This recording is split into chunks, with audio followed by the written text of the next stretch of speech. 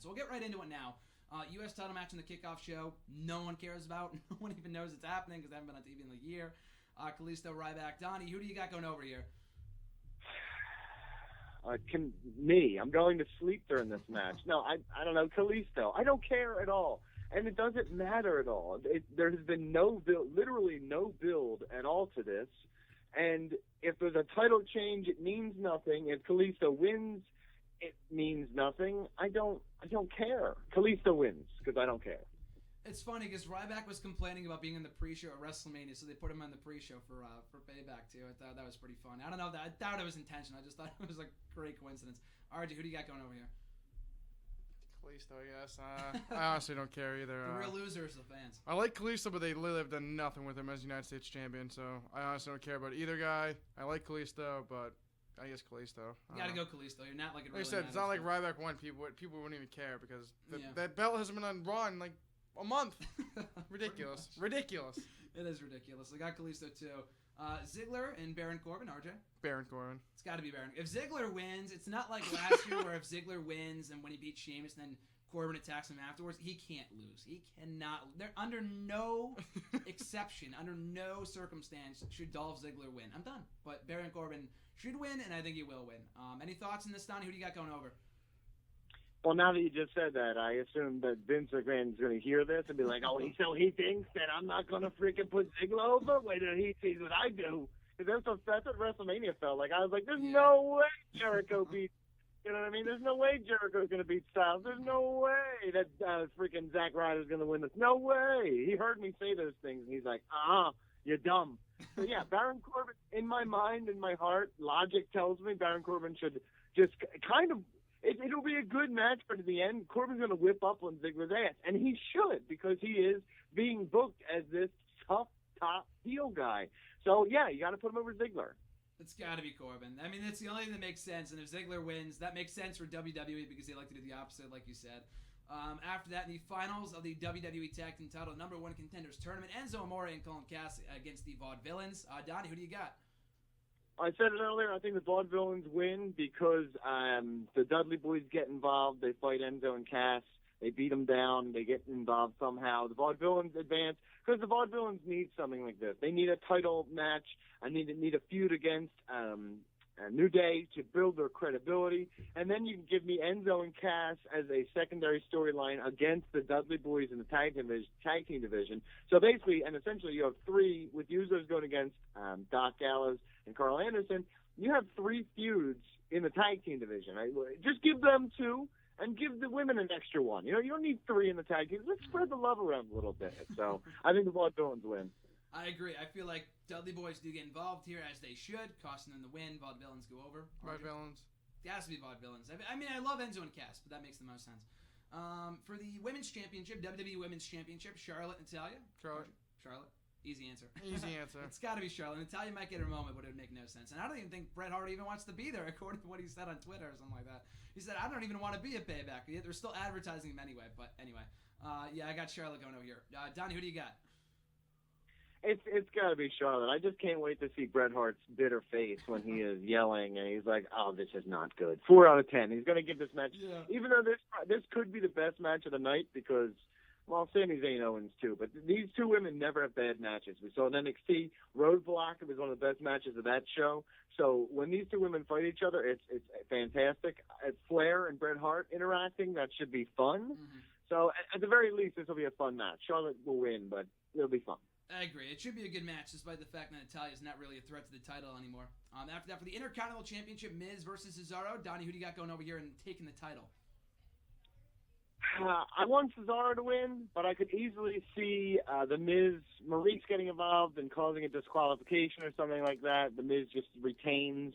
Cesaro wins by disqualification. Miz retains the title. You drag this into Extreme Rules, and then that's where you get Cesaro the championship. I say Miz retains. I don't know how it happens. Like you said, I feel like just going into Extreme Rules, or maybe even the pay-per-view after that, I feel like Miz. I mean, it's not uncommon for him to lose the belt a month after winning it. That's happened like 4 times with him before, but I don't know how he wins or how he loses, whatever, DQ, count out, whatever. But I got Miz retaining. RJ?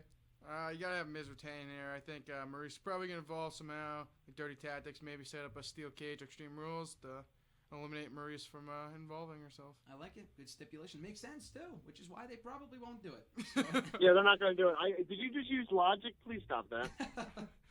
Dean Ambrose versus Chris Jericho. Like I said, a match I'm looking forward to. Should be really good. RJ, who do you got going over? This actually, I think this is probably one of the tougher ones to. I think the final 3 matches are pretty tough, or at least these next 2.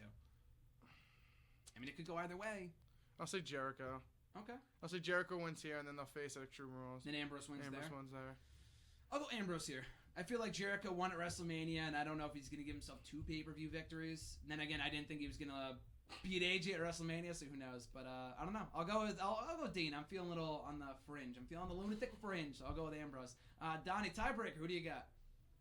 I feel like Ambrose should win. He lost to Brock Lesnar at WrestleMania, and he has lost a lot of big matches. You need to start giving him big wins. I absolutely think he should win here, and I wouldn't mind if this feud Ambrose wins clean, Jericho beats him up. Maybe Ambrose rolls him up and gets maybe a cheaper win, not a clean outright finish win. And then you get Jericho attacking him after the match, showing that it's continuing on to Extreme Rules. You give them an Extreme Rules match, I think could be amazing between these 2 guys, and you give Ambrose a clean win there. That way the guy gets 2 victories over Jericho. His credibility's up. Jericho doesn't need these wins. He didn't need to win against AJ, to be honest with you, but I could see why they did it. But yeah, Jericho doesn't need these wins. Ambrose, I want 2 wins over Jericho from Ambrose. I like it. That would put him over big time and at least make up, at least partly, for his loss to Lesnar at WrestleMania. After that, Sami Zayn, Kevin Owens. Again, it could very well go either way. Donnie, who do you got? Okay, so I want this to go. This may be selfish of me, and I don't know what WWE's thoughts are because it just took them. It took them until like 10 minutes ago to give me a storyline for these guys. So I don't know how much they care about this. But this feud should go 3 pay-per-views. I could easily see Owens stealing the first win with a dirty pit, getting his feet up on the ropes, a totally dirty win, and then you get Zayn rolls him up at the next pay-per-view, and then finally you have the settlement match at the 3rd pay-per-view, and you have Zayn win clean there. Kevin Owens can lose, and it doesn't hurt him. That's the one thing great about good heels. They can just ignore losses, and it's not a big deal. Zayn needs credibility big time. He's been taking losses on Raw far too much. I understand he's got an underdog character, and taking losses builds to the fans' support of him organically, but you need to give Sami Zayn credibility in the eyes of the casual fans. And one way to do that is by giving him a win over Kevin Owens. But if it's a longer feud, Kevin Owens should win first to at least say, you know what, and then it can start to heal momentum. Like, yeah, I beat you. I don't even have to worry about you, which can get Zayn to chase him, saying, no, I need this title match. You need to give me a match, or you need to just give me a match, not the title, but you need to give me a match. So I'll take Owens this time, Zayn the next 2 times. I like it. It makes sense to me. But before we give our predictions, Donnie, I know you got to go, but before we let you go, your prediction for the main event and also where the people can find you. No, I'll stick around to the end. After I'm already late. I don't care. Let's do it. Okay, sounds good. RJ, who's your pick for this match? KO, baby. KO? It's got to be KO. Via pinfall clean? Dirty tactics, easily. Dirty tactics, yeah. I think feet on the rope, something like that. I go KO here. Like Donnie said, too. I feel like KO's got to win, and then Sami Zayn beats him the next 2 times or in the end, whatever. But yeah, got KO, too. So after that, we got the main event. WWE World Heavyweight Championship, Roman Reigns, AJ Styles. There's a lot of different questions, factors that we have to talk about here. Who do you got going over for the championship? Is there an alliance revealed? Oh, I also forgot about who the hell cares anyway? The hell is revealed as the head of Raw. And your prediction for that too, RJ. But who wins this match, and also who is the higher power in this whole alliance thing? Is it AJ, Reigns, Finn Balor? Is it Chris Benoit? Who is it? Go ahead. I got Shane getting power Raw. So okay. Shane for Raw. I gotta go with Reigns. You cannot vote against Reigns. I would not just make it this big deal just to him lose the title the next month. I don't think there'll be a higher power, but I think like Gallows and Anderson might like cost AJ the match accidentally.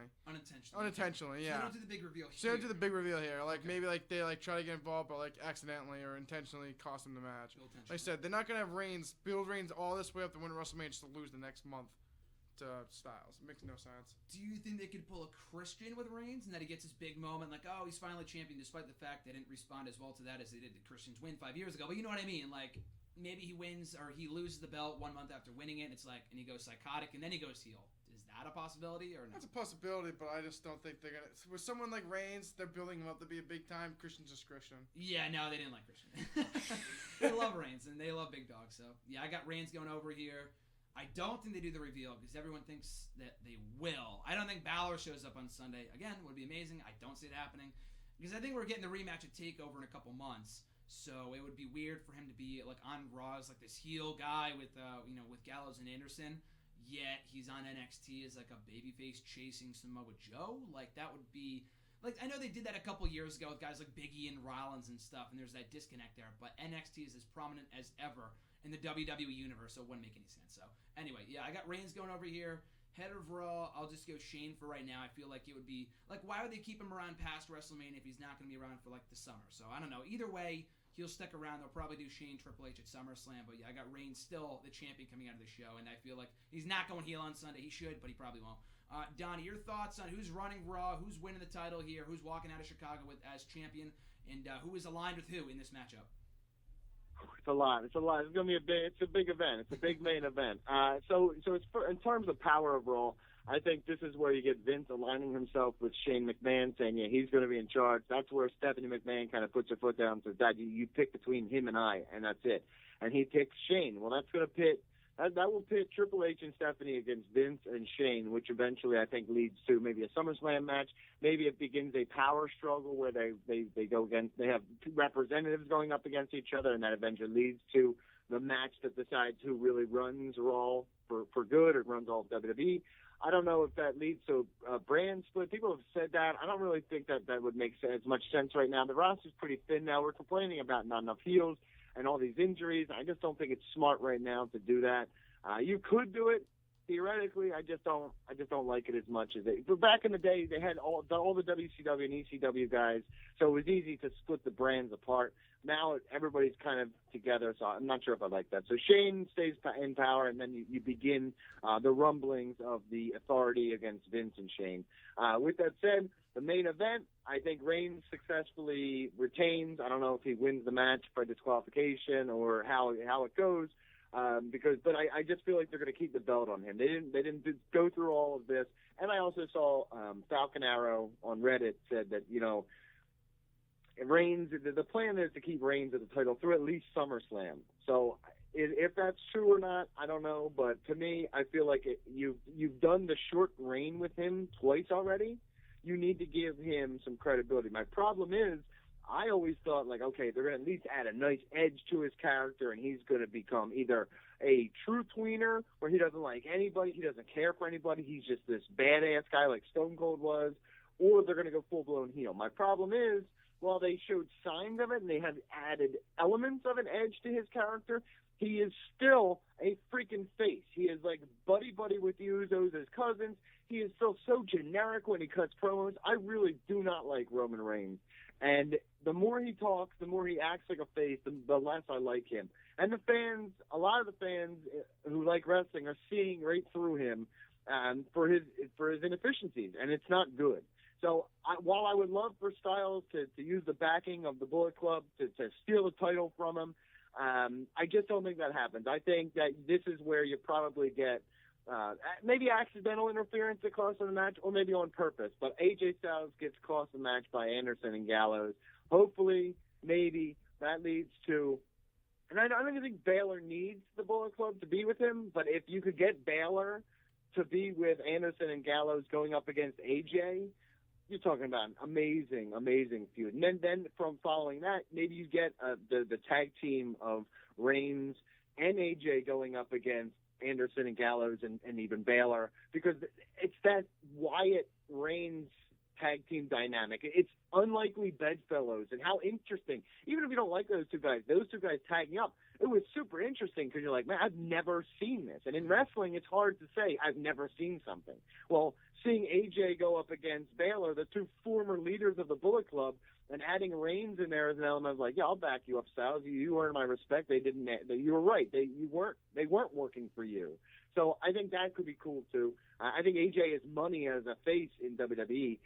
But with all that said, I could absolutely see them turning AJ Styles heel because they need heels, and him just, winning. I could see him literally winning the title thanks to them. And then you have Reigns chasing it because WWE believes in Reigns as a freaking top face, so maybe him chasing the Bullet Club only to eventually defeat all of them in John Cena style is a haunting.